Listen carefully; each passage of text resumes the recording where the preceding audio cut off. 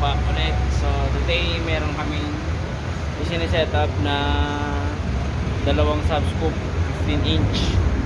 Ito siya. So ito, nalagay na namin yung isa. Double magnet. Yung paano ba? Wait lang. Yan. So yun, assemblein lang namin to ngayon. Then sound check tayo mamaya. Tagal na dito. Hi guys, so ito tapos na kami, na-install na namin. Ayan, so dalawang loop na 1,200 watts.